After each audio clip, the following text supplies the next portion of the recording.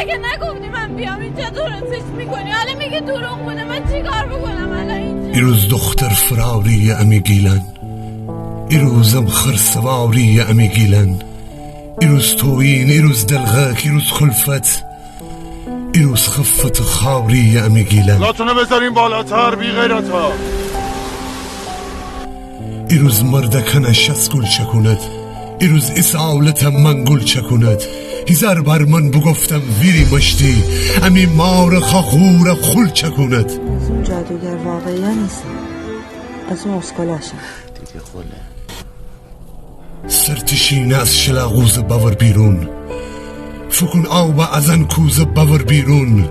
نما دشتن چلی که جزه هاوره، امی گیلان کرسوز باور بیرون. برش میکردن افتاده به کار این ناجور، عقل نداره، حرفاش باور نکن.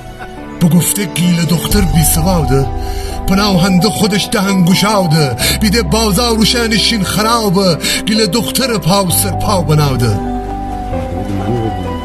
تیتی خله ما انقدر از شما تعریف کرد که من اصلا حسودین شدم زودتر برد. این روز شینیت درد زیاده، چهارتا مسکه بازی استداده. همین مور زبان خک فکودد، باز این گید لودگیم انتقاده. تو اصلا میدانی من کیسم؟ من همه کاری آقام، تمام کارهای آقای احسان زدگان دست من. اون وقت تو آمدی اینجا من این روز آهنگی گیلان نماده، این روز هندی امیر اعتماده. اما مکتب میری مشتی، که امسال حشن خاو کدیراده، که امسال حشن خاو کدیراده.